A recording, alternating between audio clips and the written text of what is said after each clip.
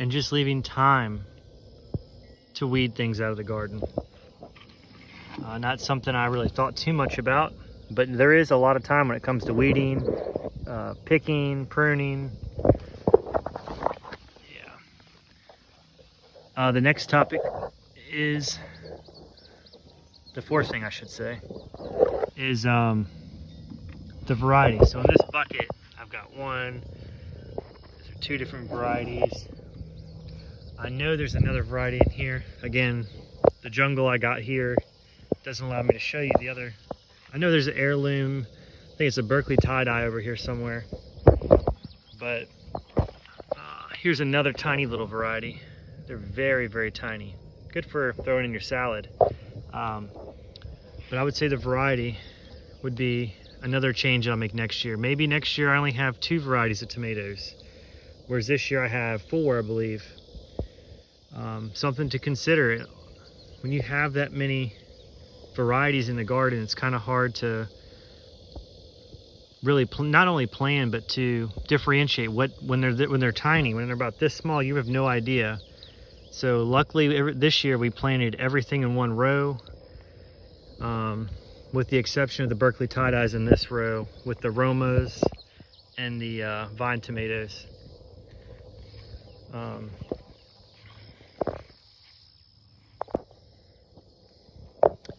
The next thing, the final topic, is acceptance. Accepting that things won't be perfect. It's a garden. Plants are going to grow where they want. Pests, bugs, squirrels, birds, even my silly dog, wherever he's at. Opie, come here, buddy. Yeah, even my dog will you know, tear things up. The bugs will eat what they want. The birds. I don't really have a problem with squirrels or rabbits, but I know some people do. Also accepting that, you know, this is a hobby. This is something I like to do. So although I'd like it to be perfect all the time, it's just not going to happen. Accepting that I can't get all the weeds, and it's okay. Because with as many weeds as you guys can see here, I still have half a bucket. I got another half a bucket I picked earlier inside. So it can be done. It doesn't have to be perfect. You can do it just, you know, minimal time. I think I've spent a total of maybe an hour this entire week in this garden, and I'm still gonna have close to 5-gallon bucket by the end of this picking session. So yeah, just accepting that things aren't gonna be perfect. Again,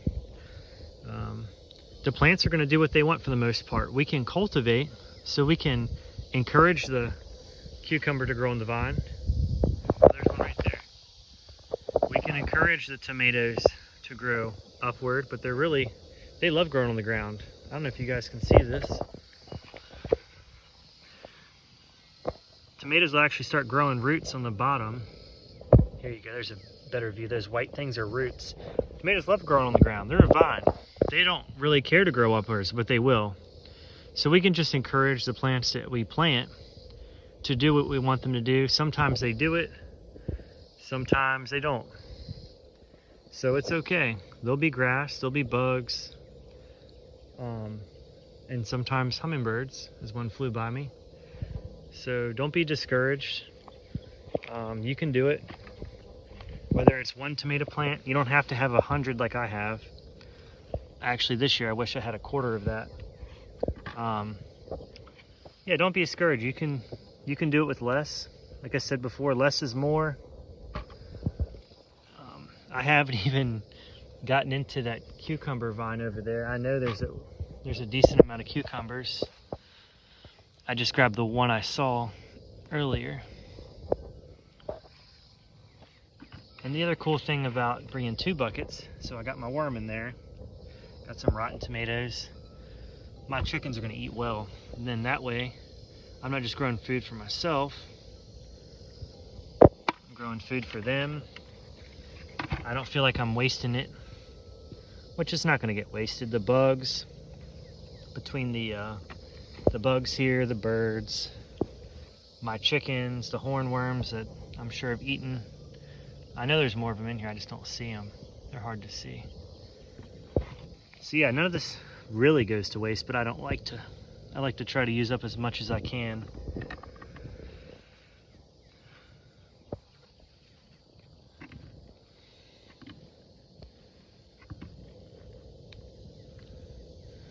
All right, well that's all the time I'm gonna have today for talking about 5 things I'll do I'll change up for next year. So thanks you guys for listening. All right, I didn't quite make it halfway, but I got a full bucket, so we'll call it a night. All right, I'm going to talk about 5 things that I'm going to change about gardening in my garden for next year as I'm picking tomatoes to pass the time. The first thing I want to talk about is planting. Maybe next year I'm going to sit down, me and my wife will sit down, and we'll talk about, that's okay, it's going to be chicken food. Set all the bad ones to the side, come back later with a bucket. Planting. So next year sit down and maybe do a little bit better job of planning things out. In this area right here I don't know how many tomatoes to be exact, but I know it's probably closer to 100 tomatoes. I've got tomato, cucumber, and I think that these things might be a little too close. The weeds don't help as well with the spacing. So that's just one thing I would say is planning. And you can always improve on that. That's not something I've perfected. Me and my wife have planned gardens the last, oh good grief,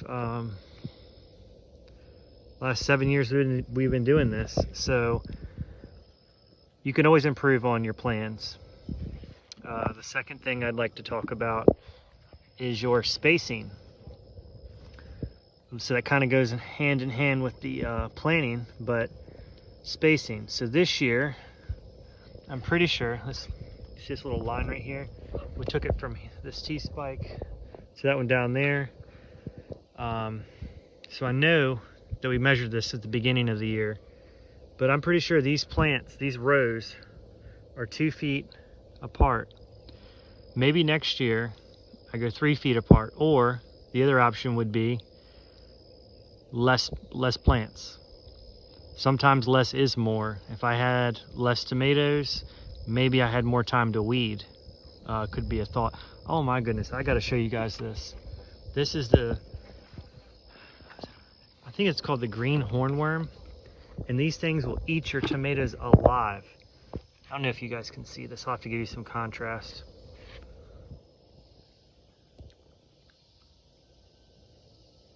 Beautiful worm. It'll be good for chicken food. I'm gonna actually take this guy and feed him to my chickens. But if I put him here, just leave him, you guys can't even see him. So with that being said, a telltale sign for these guys is you see how there's leaves there. He ate this thing to the bone, and if I leave him here, he will continue on my garden. I'm sure he's not the only one. So I'm gonna pick him off of here. They look nasty. That little thing, they're not gonna sting you or bite you. They just look nasty. So I'm gonna put him in this bucket over here. He's gonna go with the tomatoes that have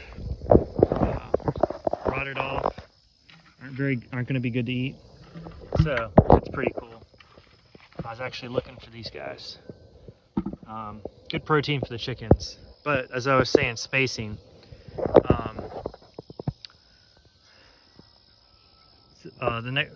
The next topic we'll talk about is going to be weeding. So all these kind of go hand in hand, but I just wanted to break them down.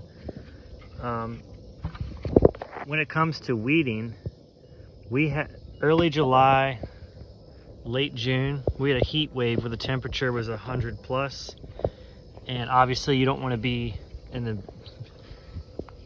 heat of summer while you're picking and doing work out here. So again, along with planning, I would say I'm gonna be planning for later afternoons, which means I'll be inside doing stuff instead of out here working in the garden while it's super hot. Not something I thought about when we were planning for a garden. I thought it would be hot, but I didn't think it would be 100 plus in early July. So just another thing to consider.